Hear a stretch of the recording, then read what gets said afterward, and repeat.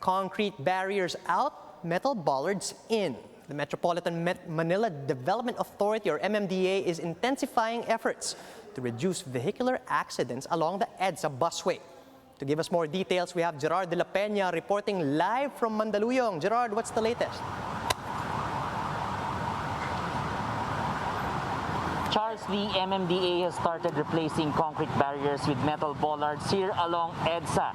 That is in its bid to bring down the number of accidents at the major thoroughfare. This SUV was severely damaged after hitting the concrete barriers that serve as a divider between the EDSA busway and the private vehicle lane at the Shaw Boulevard Tunnel around 4 a.m. Luckily, no one was hurt. At around 1 p.m., another SUV hit one of the concrete barriers, which caused a major traffic jam. The MMDA says around 100 concrete barriers have been destroyed due to vehicular accidents. With this, the MMDA is replacing concrete barriers with metal bollards at the northbound lane in the Shaw Boulevard Tunnel. EDSA Traffic Manager Bong Nebria says a private firm donated 6,000 bollards, which will be installed in choke points such as tunnels and flyovers. So we try to maximize the space for the buses and for the private vehicles. So mas maganda kung minimal lang yung median lane nila. The use of bollards is also meant to reduce accidents at the main thoroughfare. Pag nabunggo, pag na-dislocate, napupunta sa private lanes, may mga tinatamaan na private vehicles. The bollards are bolted on the ground. So ito, pag binangga mo, hindi basta tumitilapon to. The MMDA said the concrete barriers will be placed at bus stops as well as other portions of EDSA.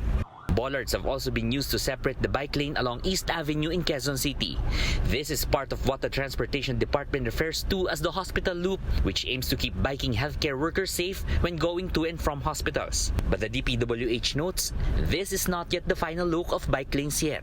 DOTR and DPWH are actually coming up with a standard bike lane guidelines, and hopefully this will be done before the end of the month. No? So the designs that will be included therein would be in accordance with the international standards.